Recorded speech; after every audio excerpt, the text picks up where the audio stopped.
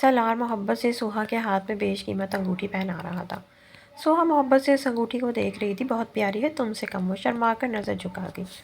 وہ آہستگی سے سوہا کے بالکل پاس آ گیا۔ سوہا دھک دھک کرتے دل کے ساتھ نظریں جھکائے بیٹھی تھی۔ سوہا وہ بھاری آواز میں سہو کا پکار گیا۔ جی وہ آنے والے لمحوں سے گھبرا رہی تھی۔ وہ محبت سے اس کی پیشانی چوم گیا۔ سوہا نے کپکپاتے ہوئے ہاتھوں سے اس کا کالر پکڑا تھا۔ وہ آہستہ آہستہ اس کی دونوں آنکھوں کو چوم رہا تھا۔ سالار پلیز۔ اب سالار محبت سے اس کے آئرس کو چوم رہا تھا جو دہک کر انار ہو رہے تھے۔ وہ محبت سے سوہا کے لپسٹک لگے ہونٹوں پر جھکا اور وہاں اپنی شدت برسانے لگا۔ سوہا محبت سے اس کی گردن پر ہاتھ باندھے اس کے لبوں سے اپنے لبوں کو جوڑے اس کی شدت میں اس کا ساتھ دینے لگی۔ دونوں کی آنکھیں آنے والے وقتوں کا سوچ کر خمار سے بند تھیں۔ وہ دونوں پوری قوت سے ایک دوسرے کے لبوں پر جھکے ایک دوسرے کی سانسوں سے کھیل رہے تھے۔ کافی دیر بعد ایک دوسرے کی سانسیں گھونٹ کر جب سالار کو احساس ہوا کہ اب سوہا کی سانسیں بند ہو رہی ہیں تو وہ سرخ آنکھوں سے دور ہوا تھا۔ سوہا گہرے گہرے سانس لیتے خود کو نارمل کرنے لگی۔ اپنی کارکردگی پر سوہا کا چہرہ تب کر سرخ ہو رہا تھا۔ سالار اسے شرماتے دیکھ کر قہقہ لگا کر ہنس دیا۔ اتنا شرمانے کی کیا بات ہے سوہا، تمہارا شوہر ہوں، میرے ساتھ کر سکتی ہو یہ سب، اس میں اتنی شرمانے والی کیا بات ہے؟ اس کے اس طرح کہنے پر سوہا اور شرم سے دوہری ہوئی تھی۔ وہ ہنستے ہوئے بہت نرمی سے سوہا کی جولی اتارنے لگا۔ سوہا شرم سے سرخ ہوتی نظریں جھکائے بیٹھی تھی۔ تمام جولی اتار کر سائڈ ٹیبل پر رکھتے وہ سوہا کا نرمی سے لٹا گیا تھا۔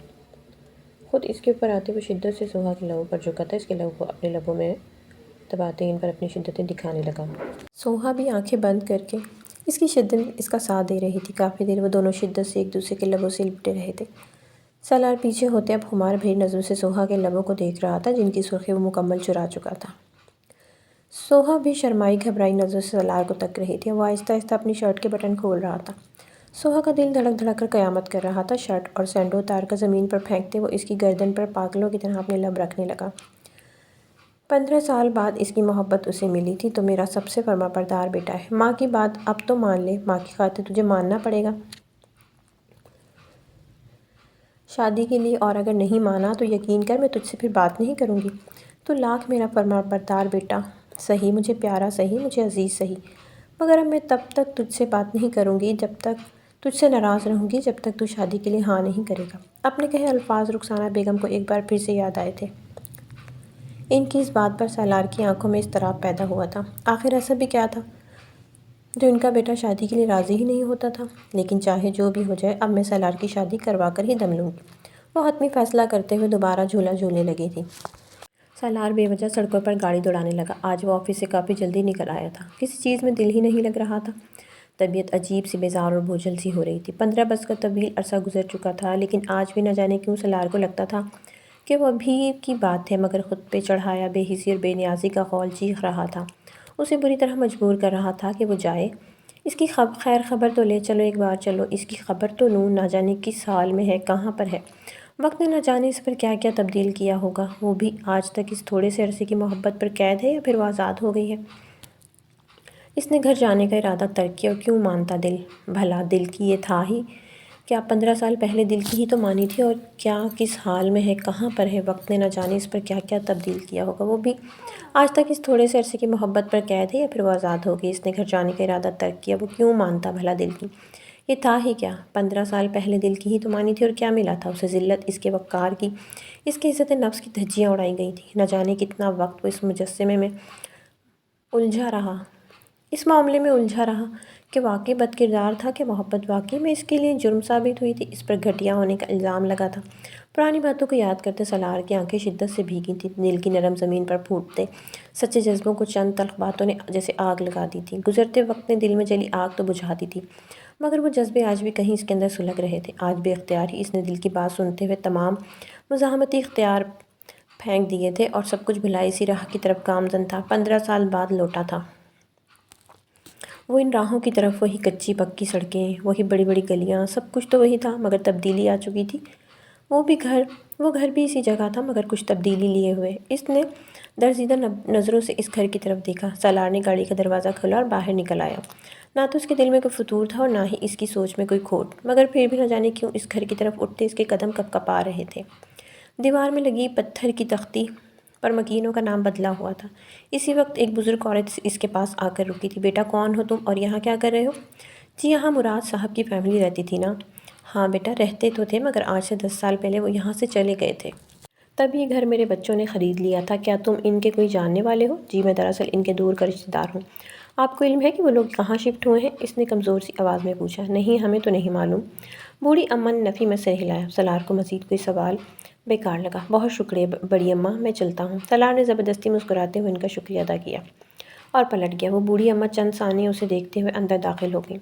واپسی کا سفر نہایت ہی تکلیف دہ تھا۔ کیا وہ اسے اب کبھی نہیں دیکھ سکتا تھا؟ یہ سوچ کر اس کا معصوم دل جیسے اندر ہی اندر سکڑ رہا تھا۔ سالار گھڑی کو کار پورچ میں کھڑے کرتے اندرونی حصے کی طرف بڑھا۔ کندھے جھکے ہوئے تھے، چہرے پر جیسے صدیوں کی تکان تھی۔ رخسانہ بیگم سامنے جائے نماز بچھائی عشاء کی نماز ادا کرنے کے بعد اب تسبیح پڑھ رہی تھیں۔ السلام علیکم امی، اس نے عادتاً مسکراتے ہوئے رخسانہ بیگم کو سلام کیا تھا۔ جواب نہ پا کر اس کے دل پر جیسے گھونسا پڑا تھا۔ اس کی ماں جو ہمیشہ مسکراتے ہوئے اس کا استقبال کرتی تھی، گزشتہ 15 دنوں سے جیسے وہ اسے بھولی بیٹھی تھی۔ اس سے بات کرنا تو درکار نہ وہ اس کے سلام کا جواب دیتی اور نہ ہی گھر سے جانے پر اسے خدا حافظ کہتی تھی، مگر دل ہی دل میں اس پر آیتیں پڑھ کر پھونک دیتی تھی اور سالار کی برداشت اب جواب دے رہی تھی۔ اس سے ماں کی ناراضگی سہن نہیں ہو رہی تھی۔ اپنے دل کی آواز تو برسوں سے نظر انداز کرتا آ رہا تھا، یہ تو شاید ماں کی ناراضگی کی وجہ سے وہ دل میں امید کا دیے جلائے اسے ڈھونڈنے نکلا تھا، جسے زندگی بھر کا ساتھی وہ کافی عرصے پہلے چن چکا تھا۔ مگر 15 سالوں میں بہت کچھ بدل گیا تھا۔ ضروری تو نہیں تھا کہ وہ اس کے انتظار میں اب تک بیٹھی ہو سکتا ہے کہ وہ اپنا گھر بسا چکی ہو، اب اس کے دل میں کوئی اور ہو۔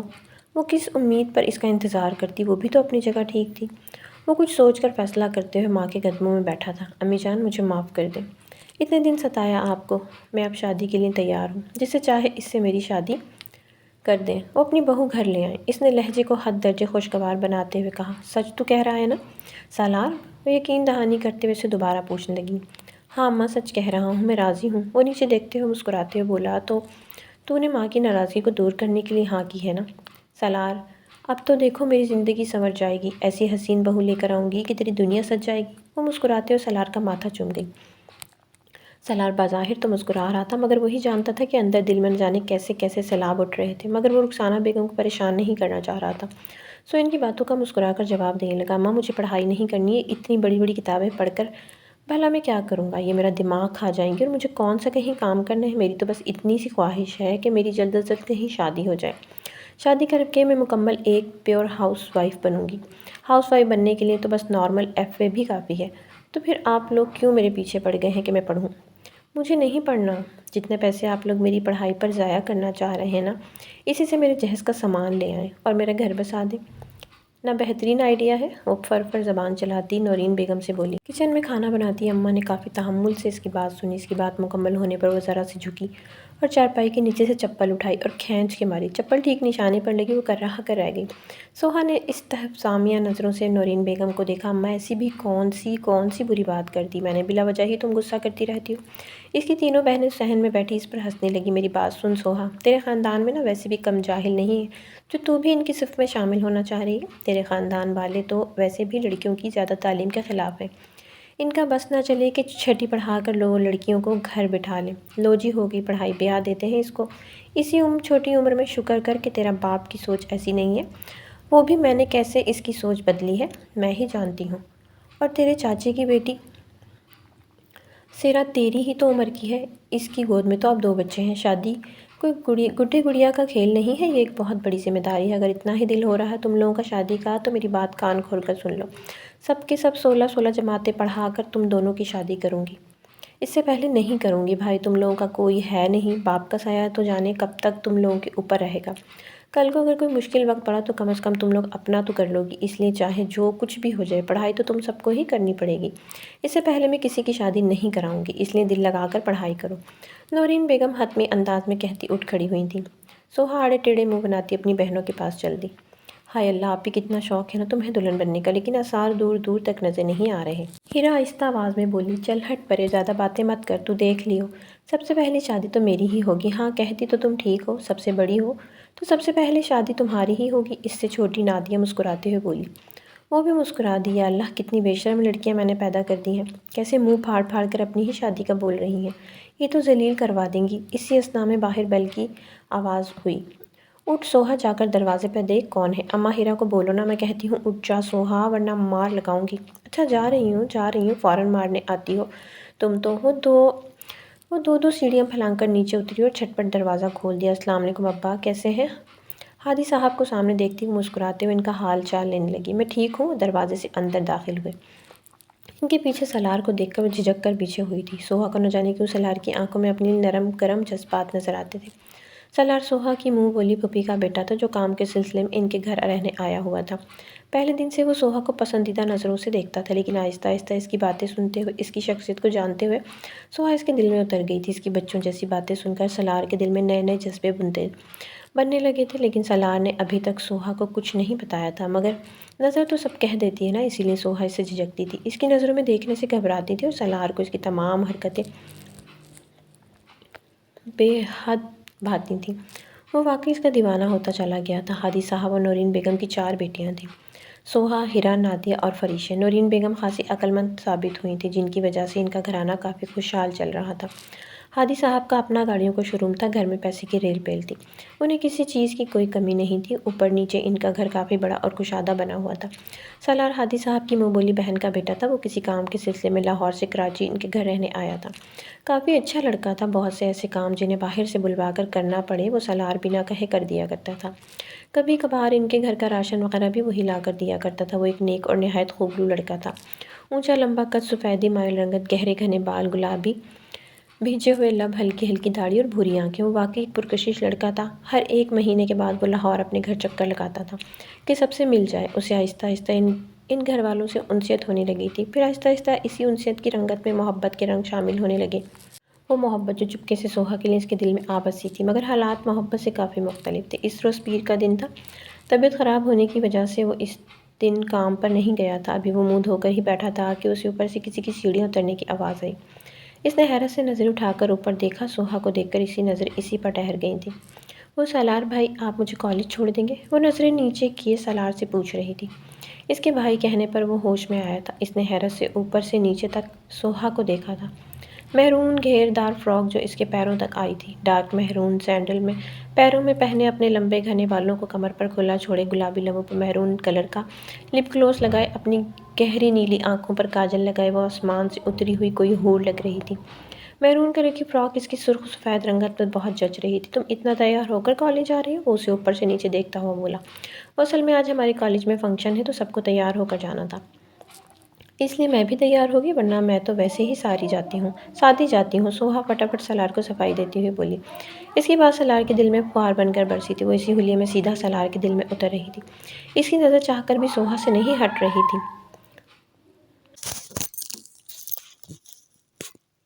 سوہا اس کی نظروں سے پزل ہوئی۔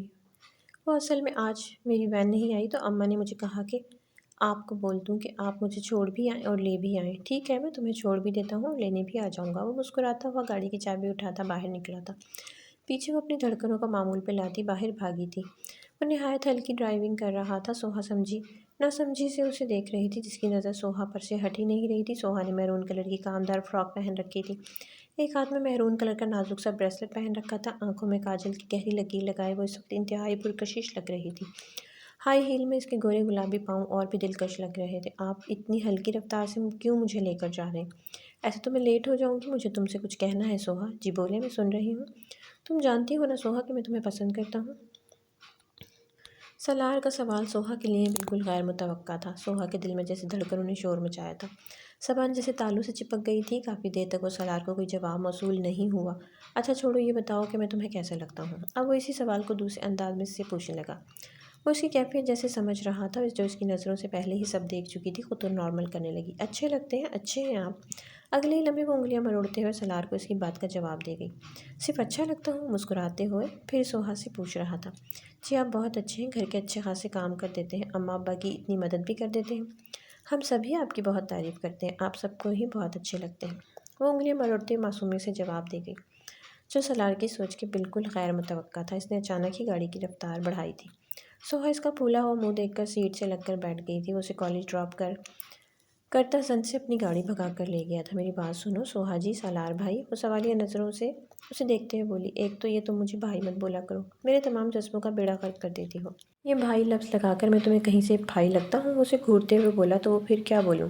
سالار بھائی، وہ پھر سے بھائی بولتی اس کا دماغ بھی خراب کر چکی تھی۔ تم مجھے اچھی لگتی ہو سوہا، محبت کرتا ہوں تم سے، بتاؤ کیا کروں، بولو۔ سوہا نے اسے نظر اٹھا کر دیکھا۔ دل کی دھڑکنیں پھر معمول سے باہر ہوئی تھی۔ سامنے بیٹھا خوبصورت شخص بھی تو اس کے لیے اب دھڑکن بن چکا تھا۔ وہ بمشکل اپنی کیفیت پر قابو پانے لگے۔ رشتہ بھیج دیں سالار بھائی، اور کیا ہو سکتا ہے؟ اب کی دفعہ اس نے نہایت صبر سے سوہا کو دیکھا تھا۔ میں نے کہا ہے نا مجھے بھائی مت بولو۔ اب کی دفعہ وہ نہایت سخت لہجے میں سوہا سے بولا۔ جی اب نہیں بولوں گی، وہ لڑکھڑاتے ہوئے بولی۔ میرا نام لو۔ اگلے ہی لمحے سامنے سے حکم حاضر تھا۔ جی کیا کہہ رہے ہیں آپ؟ میں نے کہا سوہا میرا نام لو۔ سالار وہ کپ کپاتے ہونٹوں سے اس کا نام لے گئے۔ اس کے منہ سے اپنا نام سن کر اس کے دل میں کہیں ٹھنڈک اتر گئی تھی۔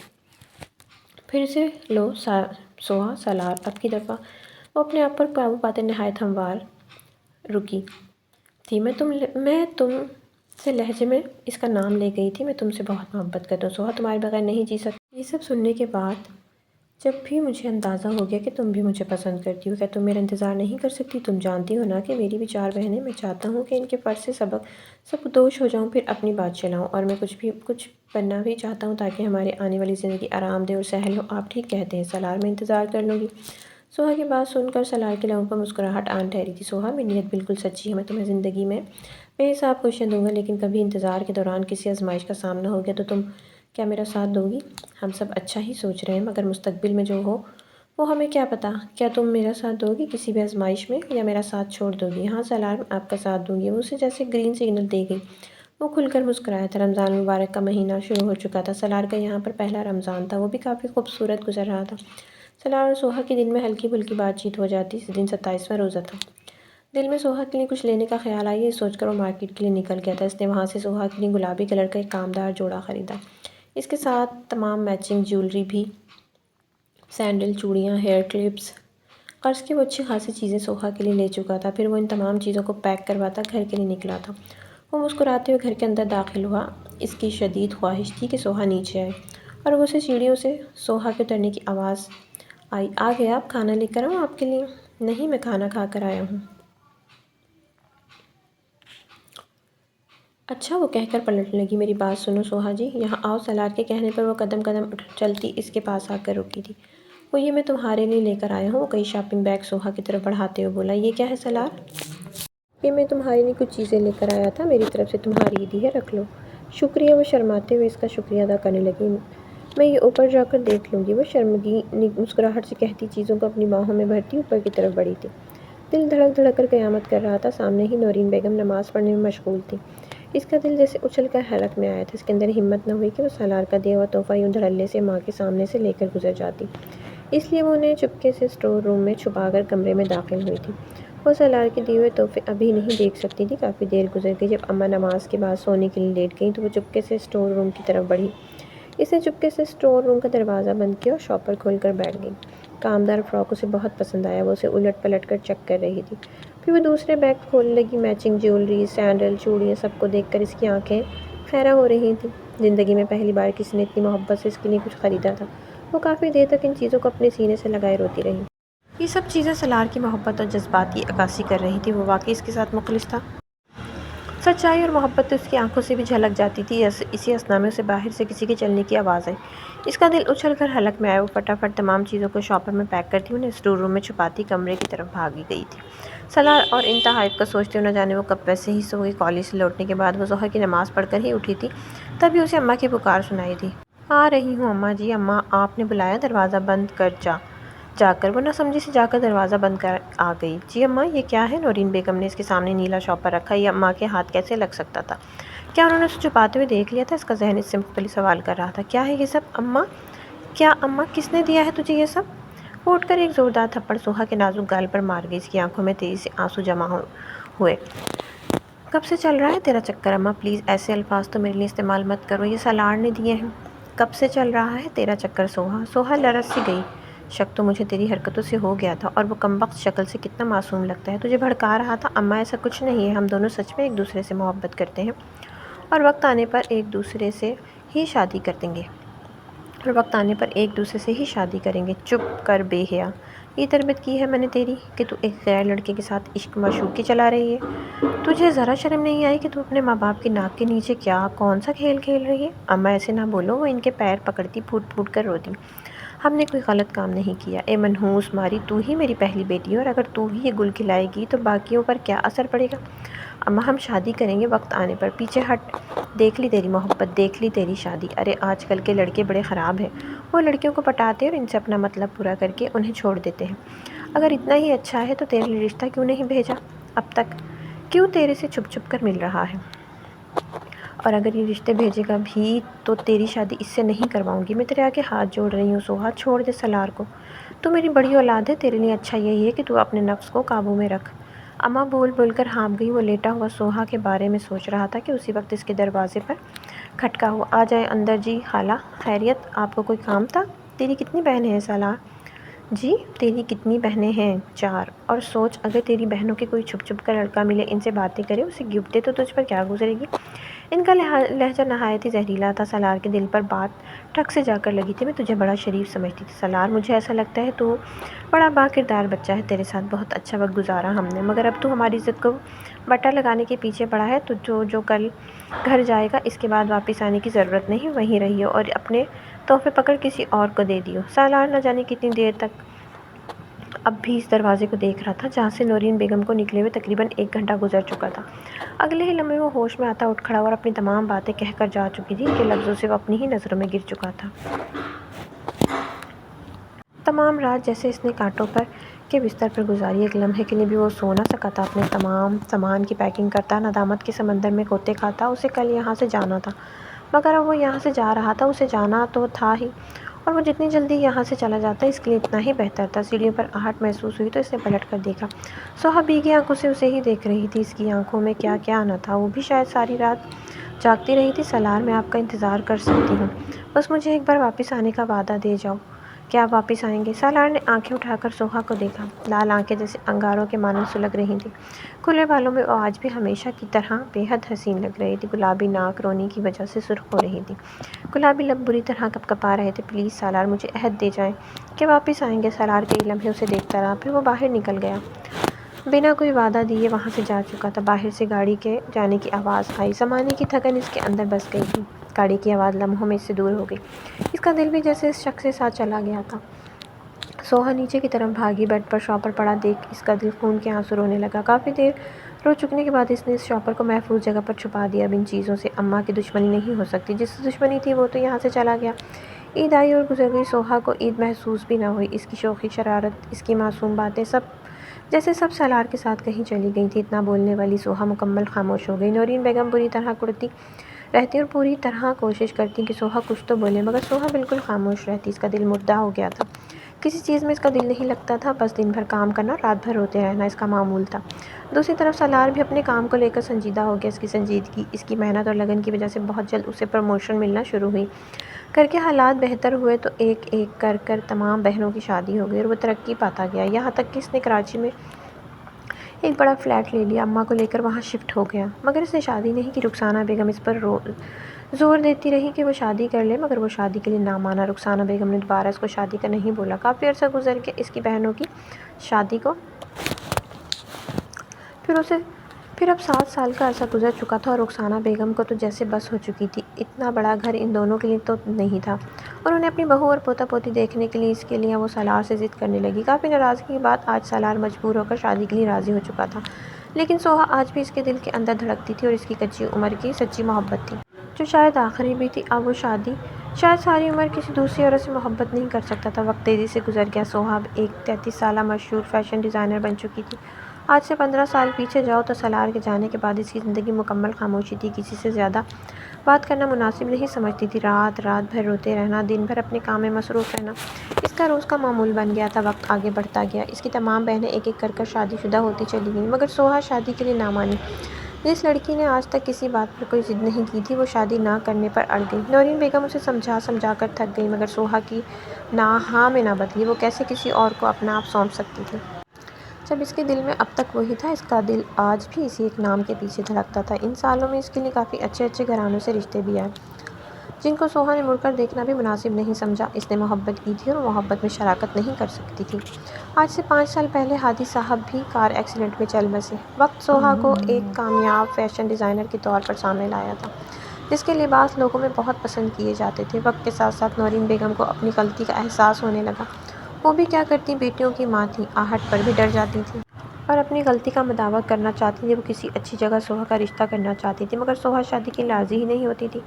تک ہار کر وہ اس کی بہنوں سے کہتی کہ اسے سمجھائیں۔ اس کی تمام بہنیں اسے سمجھا سمجھا کر تھک چکی تھیں، مگر سوہا اپنی ضد سے پیچھے نہ ہٹی۔ سب حیران ہوتی تھی کہ سوہا اتنی ضدی تو کبھی بھی نہ تھی۔ اس بات کے پیچھے صرف نورین بیگم کو معلوم تھا کہ سوہا شادی کے لیے راضی کیوں نہیں ہوتی تھی۔ انہیں افسوس ہوتا تھا یہ سوچ سوچ کر کہ وہ اچھا خاصا لڑکا جاتے ہوئے اس کی آنکھوں میں نورین بیگم نے سچائی دیکھی تھی۔ وہ واقعی میں اس سے بے حد محبت کرتا تھا، مگر اب پچھتاوے کیا ہو جب چڑیا چگ گئی کھیت والے محاورے کے مطابق اب وہ بھی کیا کر سکتی تھی۔ سوہا میری بات سن سوہا، جس کی بوتیک آج گرینڈ اوپننگ تھی، وہ وہاں جانے کے لیے تیار ہوئی۔ جی بیٹا، تیرے لیے ایک بہت اچھے گھر سے رشتہ آیا ہے، عمر میں بھی زیادہ فرق نہیں ہے، اب تو مان لے میری بات، معاف کر دے۔ اپنی ماں کو لے کر شادی میں بوڑھی کب تک تیرے ساتھ رہوں گی، میری زندگی کا کوئی بھروسہ نہیں ہے، آج ہوں کل نہیں ہوں، مجھے یوں پریشان مت کر اس عمر میں۔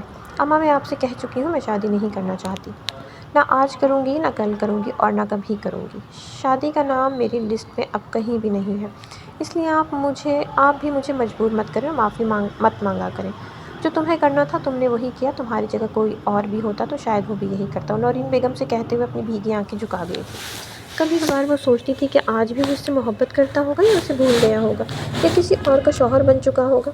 اس سوچ کے آتے ہی اس کے ہاتھ بری طرح کپکپاتے تھے۔ اگلے ہی لمحے اس نے دل پر زور نفی کی تھی جاتے ہوئے اس کی آنکھوں میں ایک عہد نظر آیا تھا کہ ہاں وہ لوٹے گا۔ نورین بیگم بھیگی آنکھوں سے سوہا کو دیکھ رہی تھی، جو گلابی کلر کی کامدار فراک میں کوئی انارکلی جیسی ہی معلوم ہو رہی تھی۔ اس کی خوبصورتی کو آج تک گرہ نہیں لگا تھا۔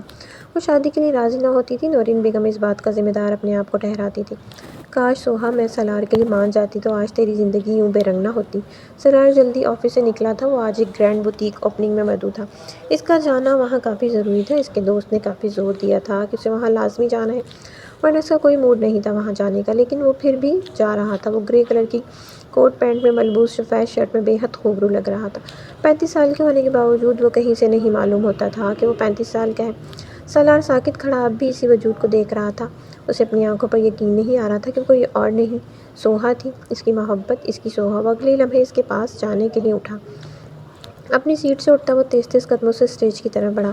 اسٹیج کی بے حد قریب پہنچ کر سالار کے قدم زمین میں جکڑے تھے۔ اس کے بے حد قریب ایک خوش شکل آدمی کھڑا تھا اور اگلے لمحے اس کے دل کو دھکا سا لگا۔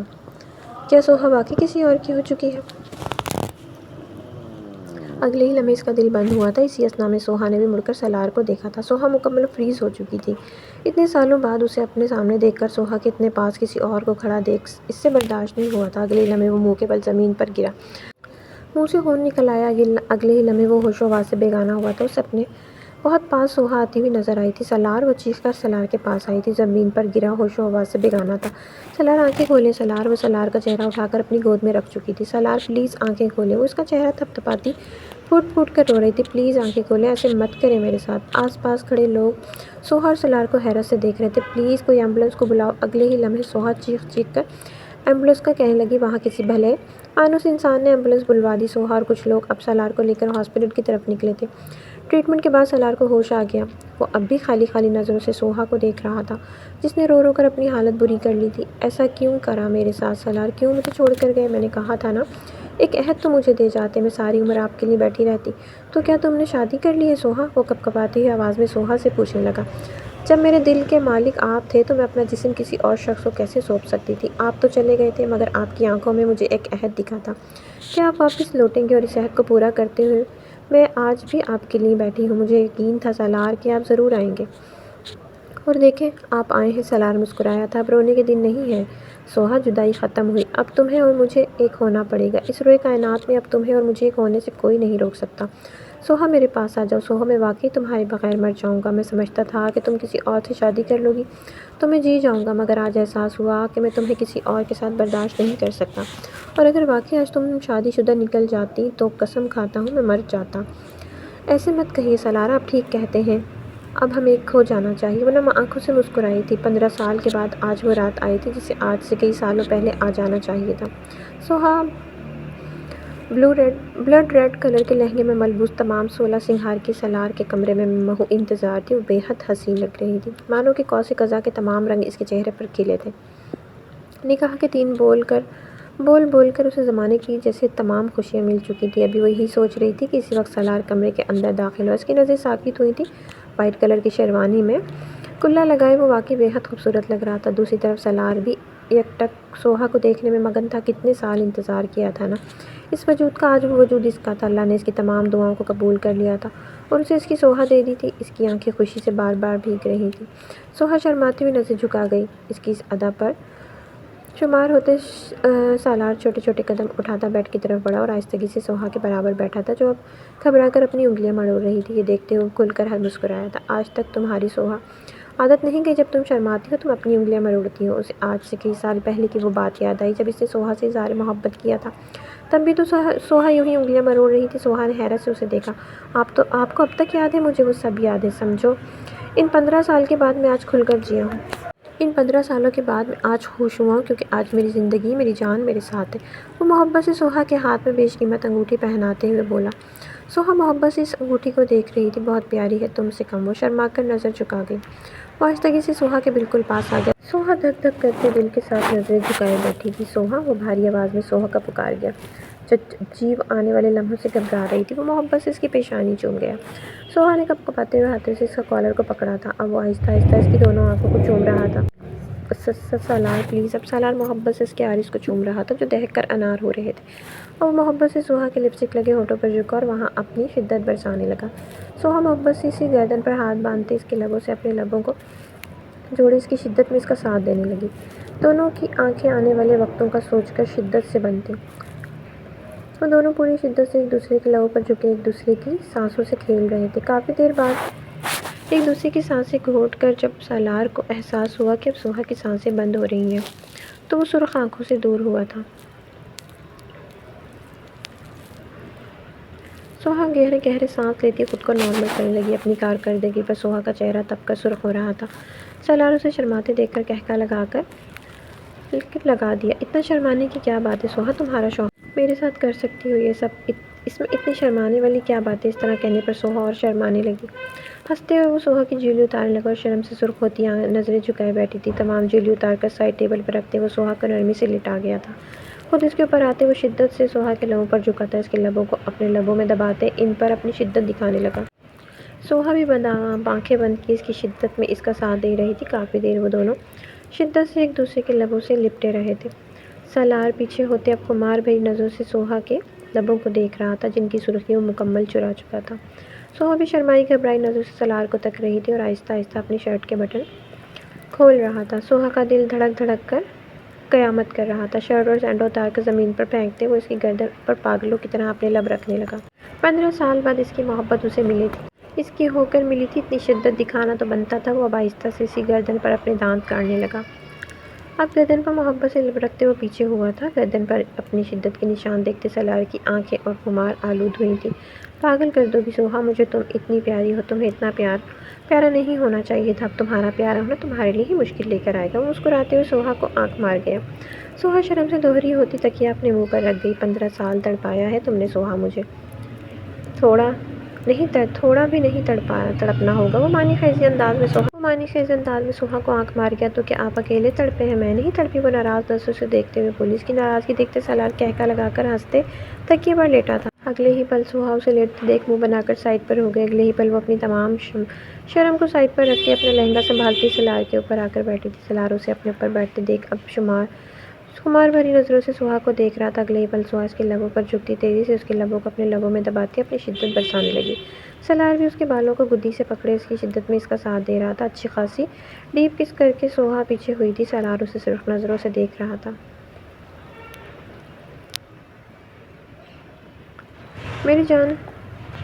میری جان کیوں میرا دل دھڑکانے پہ تلی ہوئی ہو، پہلے ہی اتنا دھڑک رہا ہے۔ جب تم ایسی حرکتیں کر رہی ہو نا تو یہ دل عشق میں پاگل ہو رہا ہے تمہارے۔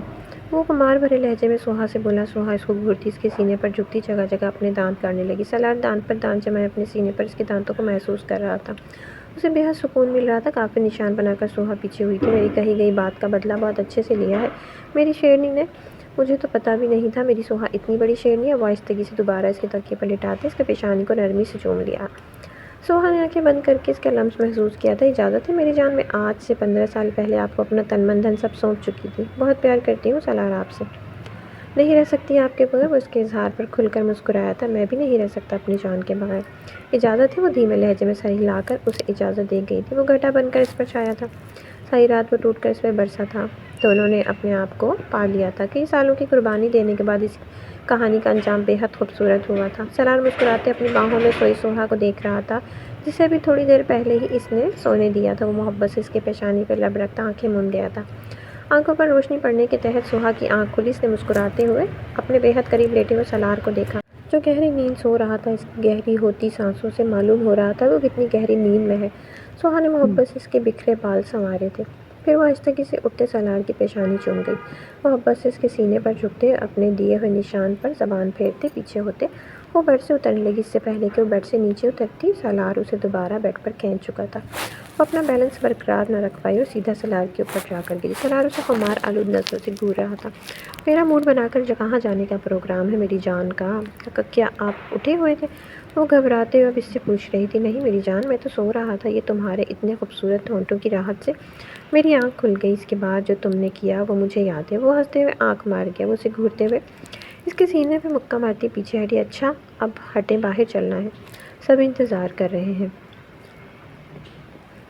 وہ اسے کہتی بیڈ سے اترنے لگی۔ وہ دوبارہ اسے اپنے پر کھینچ چکا تھا۔ اس کے گھنے بال سالار کے منہ پر آ کر گرے۔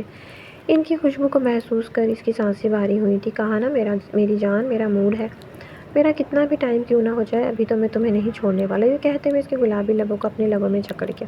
وہ شدت سے ایک دوسرے کی سانسیں پی رہے تھے۔ کافی دیر ایک دوسرے کے لبوں سے لپٹے رہنے کے بعد سالار پیچھے ہوا۔ اس کا پیچھے ہونا سوہا سے برداشت نہ ہوا اور اسے تکیے پر پٹکتی اس کے اوپر آتے ہوئے اس کے لبوں کو اپنے دانتوں میں جکڑ چکی تھی۔ کافی دیر اس کے لبوں کو اپنے لبوں کی آشنائی دے کر وہ گہرے سانس لیتی پیچھے ہوئی۔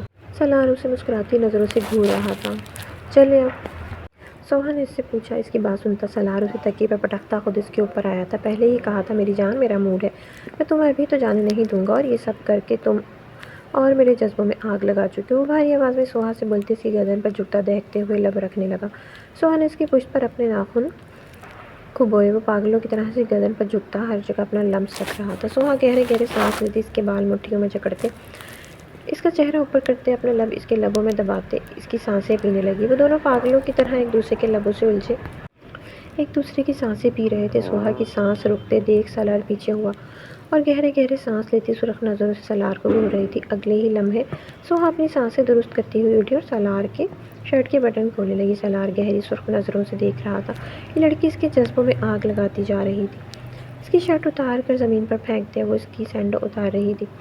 سالار بھاری ہوتی سانسوں سے سوہا کو دیکھ رہا تھا۔ اس کی سینڈو اتار کر زمین پر پھینکتے وہ پاگلوں کی طرح اس کی گردن پر لب رکھنے لگی۔ سالار اس کے بالوں کو گدی سے جکڑتا، اس کا چہرہ اوپر کرتے اپنی مخمور نگاہوں کو اس کی سرخ آنکھوں پر گاڑ گیا۔ وہ گہرے گہرے سانس لیتی اسے تک رہی تھی۔ اس کی گہری ہوتی سانسوں کو محسوس کر سالار نے اس کے بال چھوڑے۔ اگلے ہی لمحے سوہا اس کے تکیے پر دھکا دیتے اس کے اوپر آئی۔ سوہا اسے سرخ نظروں سے گھورتی اس کے سینے پر جھکی، جگہ جگہ دانت گاڑنے لگی۔ وہ سکون سے آنکھیں موندے لیٹا تھا، اسے بے حد سکون مل رہا تھا۔ وہ اس کے سینے پر جا بجا اپنے دانتوں کے نشان بنا کر پیچھے ہوئی۔ سالار اسے خمار آلود نظروں سے گھور رہا تھا۔ وہ دوبارہ اس کے سینے پر جھکتی ان نشانوں پر اپنی زبان کا گیلا لمس رکھنے لگی۔ سالار آنکھیں بند کیے گہری گہری سانسیں لے رہا تھا۔ وہ اس کے اوپر سے اٹھتی سالار کو دیکھ رہی تھی۔ اگلے لمحے سالار نے اوپر سے نیچے تک سوہا کو گھور رہا تھا۔ اگلے لمحے وہ کھڑے ہوتے سوہا کو بے لباس کرتے بیڈ پر پھینک گیا۔ وہ خود کو بے لباس کرتے اس کے اوپر آیا۔ نہیں سالار پلیز۔ وہ اس کے سینے پر ہاتھ مارتی اسے پیچھے کرنے لگی۔ وہ اس کے دونوں ہاتھوں کو اپنی آہنی ہاتھوں کی گرفت میں جکڑتے اس کے لبوں کو اپنے لبوں میں جکڑتے اس کی چیخیں پھوٹ گیا تھا۔ دونوں کی سانسیں بھاری ہوئی تھیں۔ سوہا کافی دیر تک اس کی شدتیں سہتی رہی، اپنی منمانی کر کے پیچھے ہوتے سالار اب اسے مسکراتی نظروں سے دیکھ رہا تھا۔ سوہا سے ناراض نظروں سے گھور رہی تھی۔ بہت برے ہیں آپ۔ اچھا میں برا ہوں؟ اپنے بارے میں کیا خیال ہے؟ وہ اپنے سینے کی طرف اشارہ کرتا ہوا بولا۔ اس کے سینے کا حال دیکھ کر سوہا بلش ہوتی نظریں جھکا کے وہ اسے کھینچ کر اپنے سینے میں بھینچ چکا تھا۔ میرا سکون ہو تم سوہا، اگر تمہیں میرے وجود سے نکال دیا جائے تو میں قسم کھاتا ہوں سالار حیدر کے اندر اس کا کچھ نہیں بچے گا، میرے جسم میں روح بن کر دوڑتی ہو تم۔ وہ کہتے ہوئے اس کے گھنے بالوں پر اپنے لب رکھ گیا۔ سوہا نے اس کے حصار میں سکون سے آنکھیں موند لیں۔ تو میرے پیارے ریڈرز، امید کرتی ہوں کہانی آپ کو اچھی لگی ہو۔ ملتے ہیں نیکسٹ کہانی کے ساتھ، تب تک کے لیے اللہ حافظ۔